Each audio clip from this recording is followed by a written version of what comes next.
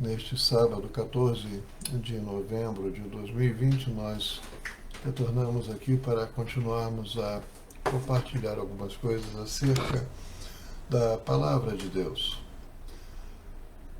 Há muitos momentos na nossa vida em que nós somos alvos de ameaças, somos alvos de situações que nos trazem muita intranquilidade. Nós nos deparamos com pessoas que não têm o menor problema em nos odiar ou desejar o mal para nós, ou ainda mesmo até dizer que vão fazer o mal contra nós. Muitas vezes as pessoas se fazem de amigas, muitas vezes as pessoas se fazem de gentis, as pessoas são educadas, as pessoas falam com você mansamente, fazem assim como se estivessem desejando a paz ou querendo paz com você. Muitas vezes vem até com um cunho, um pano de fundo até religioso. Quando na verdade, o que querem, o que buscam, o que desejam com você não é a paz. Isso por quê? Porque por mais que as palavras queiram dizer isso, por mais que o tom de voz queira dizer isso, por mais que todo um contexto seja desenhado para se afirmar isso, ou para tentar convencer disto, nem sempre isto é verdadeiro. Muitas vezes as pessoas são surpreendidas. Poxa, eu não pensei que fulano fosse assim, ou eu não pensei que Beltrana fosse desse jeito, ou eu nunca esperava que uma ação dessa, uma atitude dessa, viesse daquela pessoa que, em relação a mim, pessoa essa que eu tinha confiança, que eu tinha consideração, pessoa que eu tinha estima, pessoa de quem eu nunca tive a menor suspeita de nada. Mas por quê? Porque nós ficamos desarmados realmente diante de tais pessoas. E o fato é que muitas vezes essa confiança ela é quebrada. Essa expectativa ela é frustrada e você se sente traído, você se sente amedrontado e muitas vezes ainda, ainda que não bastasse essa quebra de confiança, essa quebra de expectativa, muitas vezes ameaças são feitas e medidas ou contramedidas são tomadas para continuar a prejudicar você, ainda tentando fazer isso de modo velado, de modo oculto, ou mesmo realmente às claras. Mas por que estamos comentando isso nessa manhã? Ontem nós tivemos contato, ou tivemos acesso, melhor dizendo, a uma postagem na internet, onde uma igreja batista, lá em Minas Gerais, ela foi vandalizada, ela sofreu pichações e numa delas havia um símbolo satânico e em outra estava escrito morte ao cristianismo. A gente não sabe, a polícia ainda está investigando, nós não sabemos ainda de onde partiram essas ameaças ou qual a fundamentação dessas ameaças e principalmente o que a pessoa que fez essas ameaças ou o grupo de pessoas que praticou isso queria realmente fazer. O fato, meus queridos, é que é uma atitude de agressão que viola a liberdade de crença, viola o sentimento religioso das pessoas que ali se congregam pacificamente para adorar a Deus, para cultuar a Deus e para manifestar ali naquele lugar a sua crença em Deus, em sua crença nos valores da palavra de Deus, do reino de Deus. O fato é que Diante disso tudo, nós temos sim que fazer algumas reflexões, como já normalmente fazemos aqui no Café com Palavra, onde procuramos ver os fatos do cotidiano e trazer isso à luz da palavra de Deus e ver o que é que a Bíblia pode nos dizer, porque ela sempre vai ter alguma coisa a dizer para nós nesses momentos. A Bíblia ela não é um livro de romance, uma colcha de retalhos, ou alguma outra coisa assim que você tem uma aplicação histórica ou uma aplicação no momento, uma obra de ficção para uma determinada circunstância e acabou. A Bíblia fala da revelação de um Deus vivo e, sobretudo, é uma palavra que ela se aplica todos os dias em qualquer circunstância, em qualquer situação. E por quê? Porque Deus é vivo. Deus é vivo. E as suas palavras permanecem.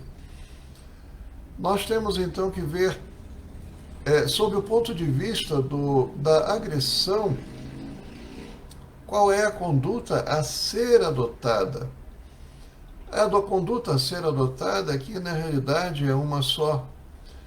Continuar a cultuar a Deus, continuar a seguir a palavra de Deus, continuar a amar a Deus e a buscar a Deus. Com relação às fichações, ou tentar limpá-las, ou tentar pintá-las, mas não se calar e não se deter diante de ameaças. A Bíblia fala de um exemplo, de uma situação muito interessante que o povo de Israel sofreu diante da chegada de um homem conquistador.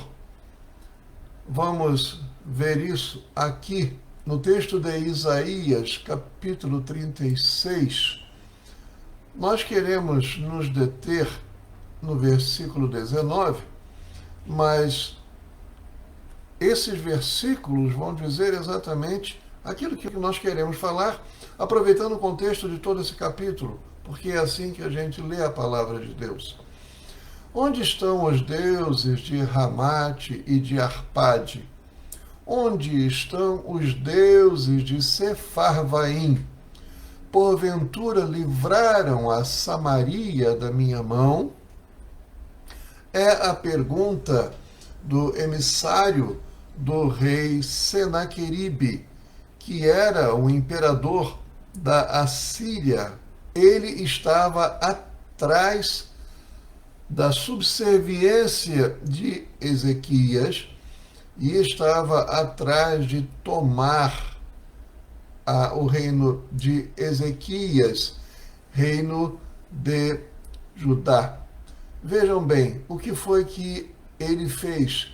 Se aproximou com todo aquele exército, se dirigiu ao povo que lá estava, porque o povo se dirigiu à cidade morada, os emissários do rei Ezequias também ficaram ali no muro, e foram todos atentos às palavras daquele que veio como emissário, não de paz, mas emissário de humilhação, emissário de subserviência, emissário de conquista. Porque esse emissário começou a dizer algumas palavras diante do povo, diante dos emissários do rei Ezequias, como a amedrontar, como a fragilizar as suas emoções, os seus sentimentos, a sua confiança e até mesmo a sua fé em Deus. Neste caso aqui, essa tentativa veio por essas palavras. Interessante que, como essas palavras foram pronunciadas, o nome desse emissário era Rabsaque, porque o versículo 2 de Isaías, capítulo 36, diz assim: então o rei da Assíria enviou a Rabsaque de Laquis a Jerusalém ao rei Ezequias com um grande exército. Ou seja, então ele já foi totalmente armado e preparado para fazer as ameaças e para subjugar. Primeiro, subjugar emocionalmente, subjugar no ânimo o rei Ezequias e todo o povo que ali estava por trás daqueles muros. Ora, embora eram muros fortificados, mas não seriam suficientes para deter a invasão de um grande exército, especialmente quando eles faziam isso, eles cercavam a cidade, submetiam a cidade a um cerco muito grande e cortando as vias de água e de alimentação, e em algum momento aquele povo iria ceder por motivo de fome e de sede e de fraqueza, e à medida que os mortos vinham aumentando na cidade, as doenças, pelo fato de eles não terem aonde enterrar os corpos, porque eles tinham que sair da cidade para isso, as doenças começariam a aumentar, a surgir, a aumentar e a deixar o ambiente extremamente insalubre. Ora, esse emissário do rei Senaqueribe disse assim, no versículo 4, e Rabsaque lhe disse, ora, dizei a Ezequias, assim diz o grande rei, o rei da Assíria, Senaqueribe, que confiança é esta? Em que esperas? Em seguida, mais adiante, ele diz assim, eis que confias no Egito, aquele bordão de cana quebrada, o qual, se alguém se apoiar nele, lhe entrará pela mão e a furará.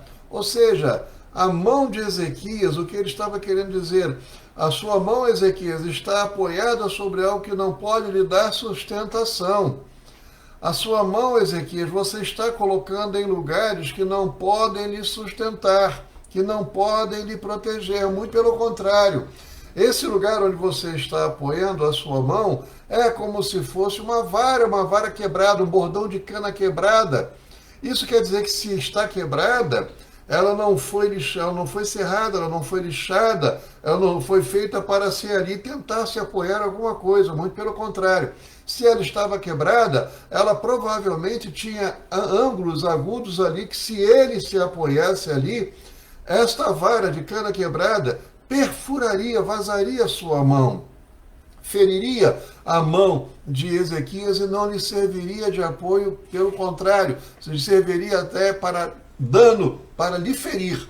E muitas vezes as pessoas tentam colocar a sua mão naquilo que aparenta ser um lugar onde eles podem se apoiar, um lugar onde eles podem ter paz, um lugar onde eles podem ter confiança, descanso, quando na verdade não veem, não percebem, não conhecem que aquele lugar onde eles estão tentando apoiar a sua mão, ou seja, aquele lugar onde eles pretendem ter estabilidade, aquele lugar onde eles pretendem ter paz, não é daquele jeito como aparenta ser.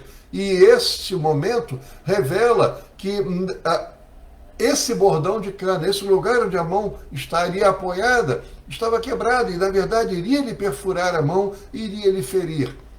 Mas ele disse mais ainda, esse emissário do rei da Assíria, esse emissário chamado Rabsaque, disse ainda a ele,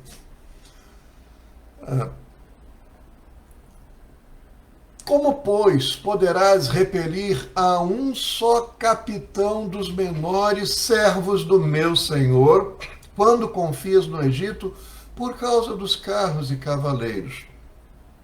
Então ele aqui ainda está dizendo, a sua confiança tanto está colocada no lugar errado, quanto ainda quer fazer frente a mim. Por quê? Nós estamos falando de Egito, porque naquele tempo as nações faziam alianças e eles tinham um bom relacionamento com o rei do Egito. Mas a resposta para ele, para Ezequias, para o rei Ezequias, não estava ali. Porque muitas vezes, aonde você pensa que você tem aliança, aonde você pensa que tem um bom relacionamento, aonde você pensa que tudo está bem, quando você precisa ou quando você menos espera, essa aliança é quebrada, ou a fragilidade desse bom relacionamento, que até então não aparentava, não parecia ser, começa a se revelar bastante frágil. E ele depois, em seguida, ainda usa um argumento muito interessante. Um só capitão dos menores servos do meu senhor não vai poder ser repelido por você enquanto você confia no Egito. Isso quer dizer que a situação, a credibilidade, sobretudo, o respeito a Ezequias era zero, era nulo. Você não vai poder repelir nem o menor dos menores dos capitães que nós temos aqui. E ali eles tinham várias gradações no exército assírio. Ali, na verdade, ele não está falando assim de um grande capitão, mas do menor capitão. Então havia aqueles ainda que eram mais prestigiados, mais conhecidos pelo seu treinamento, pelo seu desempenho em combate, e por isso mesmo mais valorosos. E havia aqueles que talvez ainda estivessem em treinamento, talvez não conhecessem ainda todas as estratégias, ainda não exerciam uma profunda liderança sobre os seus comandados, a ponto de lhes insuflar ânimo e vigor, energia, desempenho fabuloso no combate. Ora, ainda diz mais uma coisa, vejam bem, no versículo 10. Agora, pois, subi eu sem o Senhor contra esta terra para destruí-la? O Senhor mesmo disse, o Senhor aqui, ele se referindo a Deus, sobe contra esta terra e destrói-a. Ora, quando ele, nesse momento, utiliza algo que era um linguajar comum para o povo de Judá, quando ele usa um linguajar que era próprio daqueles que conheciam e serviam ao Deus de Israel, o Deus da Síria era outro. E ele diz, esse emissário de Senaqueribe diz, olha, eu vim aqui porque o seu Deus, o Senhor, mesmo ele sobe contra esta terra e destrói-a. Ora, quando ele chega diante disso e falando numa linguagem que todas as pessoas ali poderiam ouvir, ele está querendo dizer o que, olha, mesmo que vocês tentem fazer alguma coisa ou queiram resistir, não vai adiantar nada. E sabe por quê? Porque Deus se virou contra vocês, Deus mesmo me mandou vir aqui. Ora, como é que ele conhece a Deus e como é que ele poderia ser emissário do Deus de Judá? O Deus da Síria era outro. Então, se ele chega falando isso, se ele chega trazendo uma palavra como essa, o que é que ele quer de que? Qual é a pretensão dele? Fragilizar a fé, fragilizar a confiança, fragilizar o ânimo daquele povo que estava ali agora todo cercado. Ora, para um povo que teve experiências várias com Deus, mostrando Deus o seu poder, mostrando Deus a sua força, mostrando Deus a sua soberania, mostrando Deus o seu controle sobre todas as coisas, visíveis e invisíveis, em tantos livramentos que ele já tinha proporcionado a esse povo, de repente eles ouvirem de alguém que chega dizendo essas palavras com tamanha arrogância, com tamanha astúcia, o que é que esse povo poderia pensar? Muitos talvez já quisessem até desistir de tudo, muitos talvez já quisessem até se jogar ali mesmo dos muros, porque se Deus me abandonou, o que é que eu vou fazer? No pensamento individual, se o pensamento do povo fosse o mesmo, ora, se Deus nos abandonou, que esperança nos resta? E esse homem veio falando em nome de Deus. Mas quem é esse homem falando em nome de Deus? Ele era o emissário do rei da Síria, do rei Senaqueribe. Tinha ele realmente autoridade para falar em nome de Deus? Tinha ele realmente intimidade com Deus para ele poder falar alguma coisa nesse sentido? Ele sequer conhecia e temia e seguia este Deus. E há muitos que estão por aí dizendo que temem e seguem e amam a Deus e ficam falando várias coisas como se fossem em nome de Deus, mas as suas ações, na verdade, não dizem absolutamente nada. Não falam, não dão verdade às suas palavras. Porque como é que alguém que se diz enviado por Deus para fazer alguma coisa denigre a imagem desse Deus diante de seu povo, ou ofende a este povo, ou age de maneira a prejudicar o povo, as famílias do povo que ali está? Onde é que este homem teve essa relação com esse Deus, com Deus de Israel e de Judá? Onde é que este homem conhece o Deus dos judeus ali, naquele momento? O fato é que ele veio dizendo mentiras. E há muitos que vêm em nome de Deus e ficam falando mentiras. Falam mentiras acerca do que Deus teria dito para ele, e falam mentiras também sobre outros servos de Deus. Porque ele aqui está dizendo: olha, Ezequias, você acha realmente que você vai conseguir resistir? É para isso que você está aqui à frente do povo? Para conduzir esse povo à destruição? Porque é exatamente o que ele está tentando fazer. Ele mina a confiança do povo em Deus, mina a confiança do povo no rei Ezequias, mina a confiança do povo em obter livramento daquela situação, em obter salvação naquela situação. Há muitos por aí falando mal de outros servos de Deus, de outras pessoas, dizendo-se ser parte de Deus, ou emissário de Deus, melhor dizendo, ou dizendo ser o enviado de Deus, mas falando impropérios e mentiras sobre outros servos de Deus.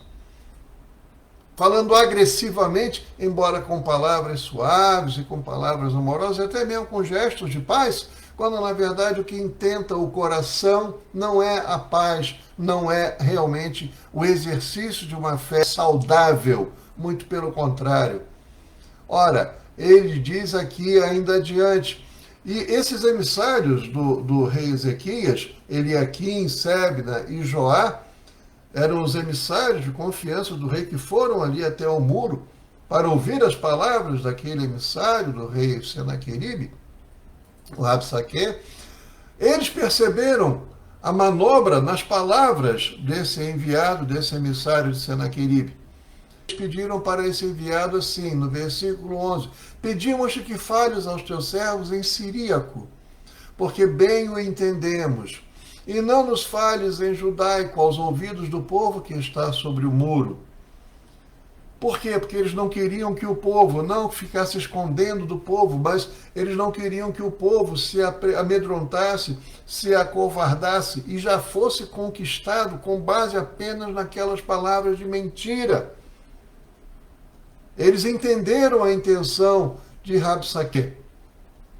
Mas o que foi que Rabsaque disse? Porventura mandou-me o meu Senhor ao teu Senhor e a ti para dizer estas palavras, e não apenas aos homens que estão assentados sobre o muro, para que comam convosco o seu esterco e bebam a sua urina? Porque quando o cerco de uma cidade está no seu ápice, no seu cume, já não havendo mais nada o que comer, o que beber, muitos faziam exatamente isso. O que é que, mais uma vez, ele está dizendo? Vocês têm mais é que todos ouvirem o que eu tenho a dizer. Eu não vou poupar nada, não vou poupar ninguém. Eu não quero saber. Esse emissário se pôs em pé, clamou em uma voz ainda maior, com mais potência, clamou em alta voz em judaico e disse assim, de novo, minando a confiança do povo no rei Ezequias. Há muitos que falam coisas minando a confiança daquele que exerce o papel de liderança em um determinado contexto. Então, ele fala palavras agressivas ou fala palavras envenenadas com relação a um outro líder, com relação a um outro pastor, com relação a um pai que é chefe da sua família, com relação a outras pessoas. Não vos engane, Ezequias, porque não vos poderá livrar. Observem bem isso. Observem bem, não vos engane, Ezequias, porque não vos poderá livrar. Nem tampouco Ezequias vos faça confiar no Senhor, dizendo, infalivelmente nos livrará o Senhor, e esta cidade não será entregue nas mãos do rei da Assíria. Não dê ouvidos a Ezequias, não dê ouvidos a esse pai, não dê ouvidos a esse pastor, não dê ouvidos a esse outro líder, não dê ouvidos a essa outra pessoa, não. A palavra de Deus está comigo, a boa palavra está comigo, eu é que tenho razão. Tanto é que logo a seguir ele diz assim, no versículo 16, não dê ouvidos a Ezequias, porque assim diz o rei da Síria, aliai-vos comigo, saia a mim, faça paz comigo. Olha, vamos selar uma paz aqui, vamos selar um acordo aqui, vamos fazer com que tudo fique bem aqui entre nós, porque se você fizer isso, olha o que diz a continuação desse versículo. E saia a mim, e coma cada um da sua vide, da sua figueira, beba cada um da água da sua cisterna, até que eu venha e vos leve para uma terra como a vossa. Não é esta terra, é a terra para onde ele queria levar. Para onde você está querendo ser levado? Ou melhor, para onde querem te convencer a ir? Qual é o objetivo da pessoa que quer causar essa desordem numa estrutura ou familiar, ou dentro da igreja, ou em qualquer outro lugar, ou mesmo fora da igreja, para fazer você praticar coisas, tomar decisões que não são as melhores, que não são orientadas e ditas por Deus realmente? Diz assim, até que eu venha e vos leve para uma terra como a vossa, terra de trigo e de mosto, terra de pão e de vinhas. Acontece que quando Deus tirou o povo do Egito, ele disse, eu vou levar vocês para uma terra que mana leite e mel. Não é terra de vide, de figueira, que beba cada um água da sua cisterna, ou então terra de trigo e de mosto, terra de pão e de vinhas. Deus disse terra que mana leite e mel. Quando ele quer fazer uma outra promessa em cima da promessa que genuína, a promessa verdadeira de Deus, você já tem aqui grandes problemas. Porque ele quer demover o povo de seguir a orientação que vem de Deus. Eles queriam demover o povo, fazer o povo se entregar. Olha, vamos fazer paz aqui comigo, olha, se submete a mim. Submete a mim, faça paz comigo, vamos fazer as coisas aqui do meu jeito, para você ficar bem comigo, para todo mundo ficar em paz, fique aqui, eu vou lhe dar algumas coisas, vou lhe dar algumas regalias, mas fica aqui comigo, fica aqui debaixo da minha autoridade, fica aqui debaixo do meu poder, fica aqui debaixo da minha palavra.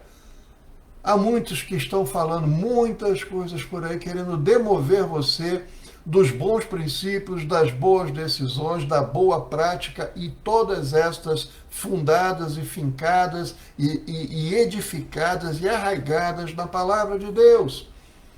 E é a palavra de Deus que tem que ser utilizada aqui.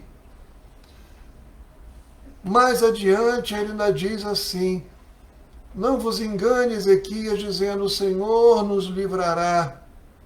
Mais uma vez minando a confiança do povo, querendo minar a confiança do povo no rei Ezequias, que estava sendo um bom rei, que estava praticando a palavra de Deus, que estava como rei, como líder, estava mostrando ao povo a importância de seguir a palavra de Deus, a verdadeira palavra de Deus, o verdadeiro e bom ensino da palavra de Deus.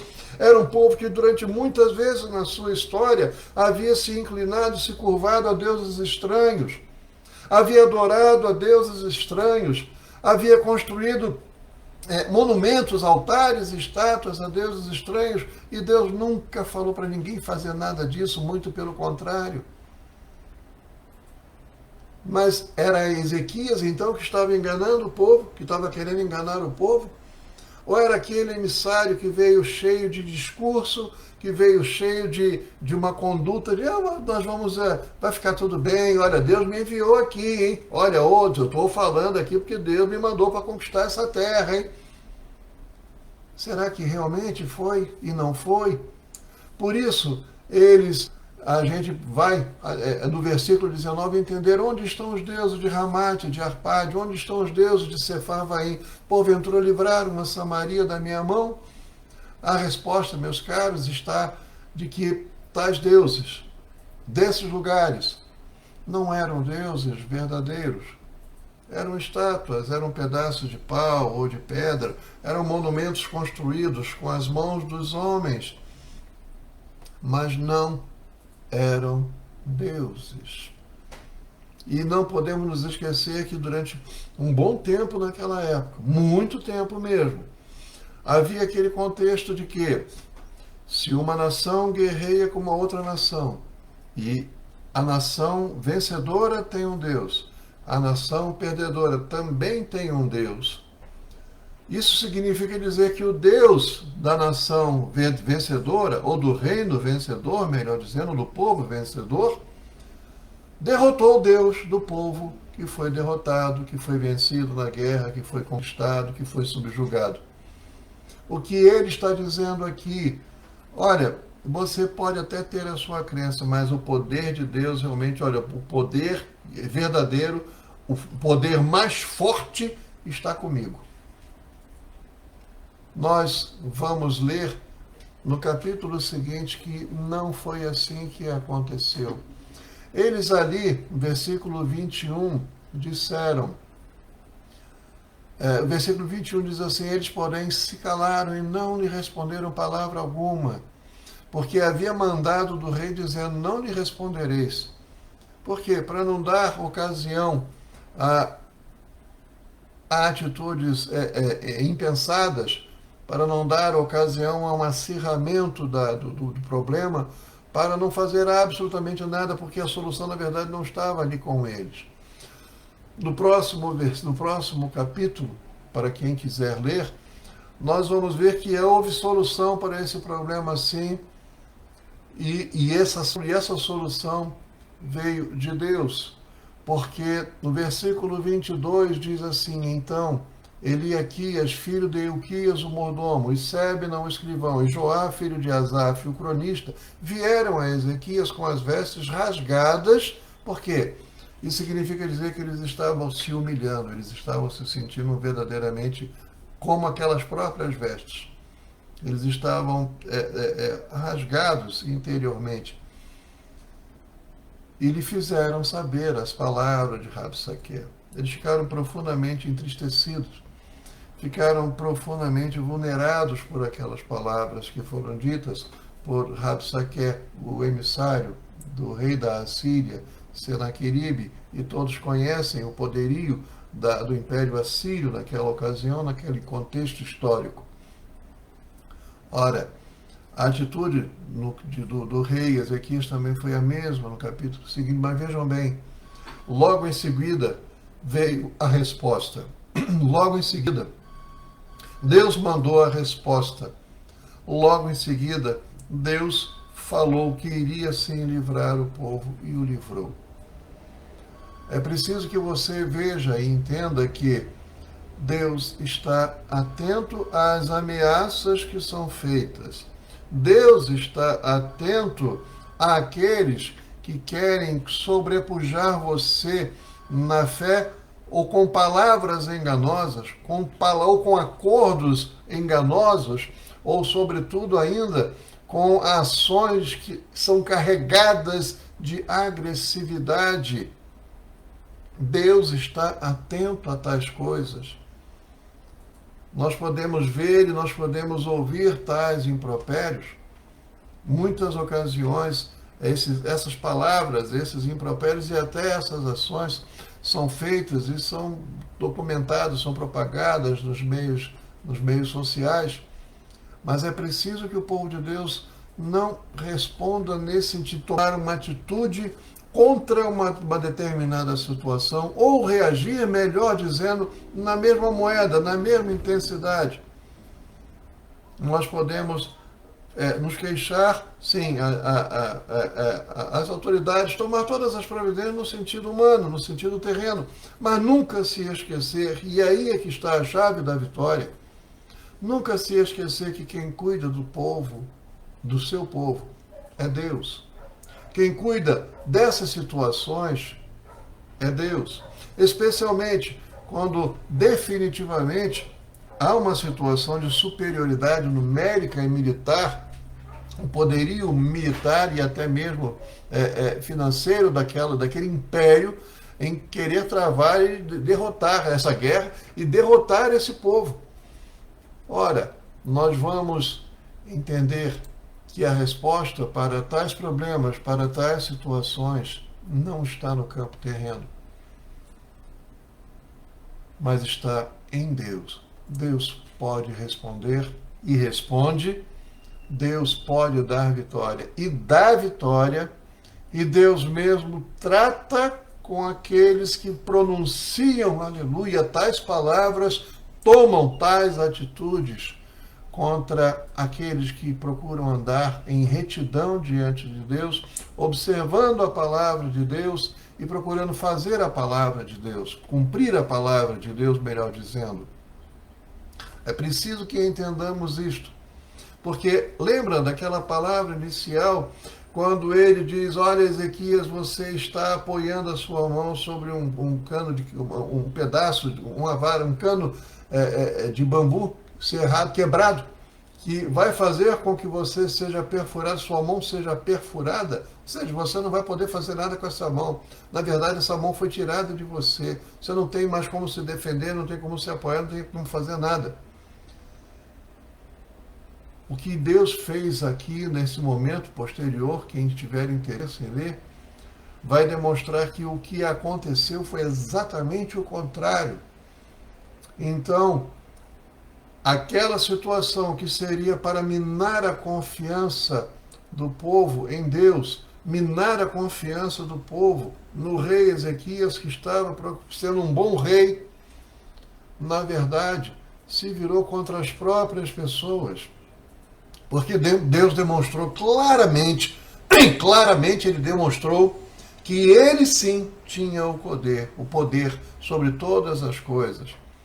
E fez então o rei Senaqueribe, bem como esse emissário, verem que na verdade quem estava apoiando a sua mão sobre uma cana quebrada eram eles mesmos. Que a mão deles, que estava conclamando ter tanto poder, tanto poderio, tanta força, na verdade, não pôde fazer absolutamente nada contra aquele povo que Deus amou, ama e continuará amando. Aquele povo que era guardado por Deus, e nós somos guardados por Deus. Pichou ali as instalações, muito bem, mas Deus é tremendo, Deus é poderoso para fazer com que isso não piche também a fé, o sentimento e o coração de ninguém. Deus mesmo prestará a resposta adequada para a situação, como também contra todos aqueles que se levantam em nome de Deus, tentam denegrir a imagem dos outros, tentam afetar a confiança das pessoas, ou de uma família, ou em relação a um pastor, em relação a um pai. Deus mesmo dará a resposta adequada para a situação, porque com Deus não se brinca. Ele não se deixa escarnecer por ninguém.